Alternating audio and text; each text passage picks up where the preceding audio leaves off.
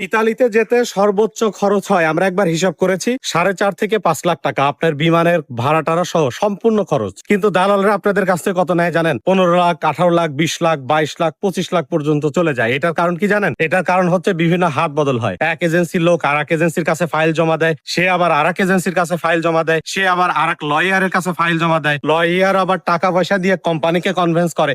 এই যে 4-5 হাত ঘুরে তারপরে আপনার একটা ভিসা হয়, একটা নুলাস্তা বের হয়, যার কারণে এই খরচের অ্যামাউন্টটা অনেক বেশি বেড়ে যায়। কিন্তু মূলত খরচ হয় 4.5 থেকে 5 লাখ টাকা। তো এক্ষেত্রে আপনারা একটা কাজ করতে পারেন, যদি ইতালিতে আপনাদের নিজেদের আপন কেউ যদি থাকে, ফ্যামিলির কেউ যদি থাকে, বিশ্বস্ত কেউ যদি থাকে, তার সাথে আপনারা যোগাযোগ করবেন। সে যদি আপনাদেরকে হেল্প করতে পারে, খুব কম টাকায় ইতালিতে যেতে পারেন।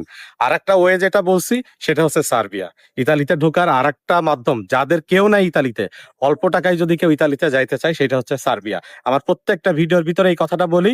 সার্বিয়াতে যাওয়ার পরে আপনি বুঝতে পারবেন যে সার্বিয়া থেকে ইতালিতে আসলেই যাওয়া যায়। আমি ইলিগাল ওয়েতে যাইতে বলি না, আপনি লিগাল ওয়েতেই যাওয়ার চেষ্টা করবেন। সার্বিয়া টু ইতালি লিগাল ওয়েতেই যাওয়া যায় যখন আপনার টিআরসি হয়ে যাবে।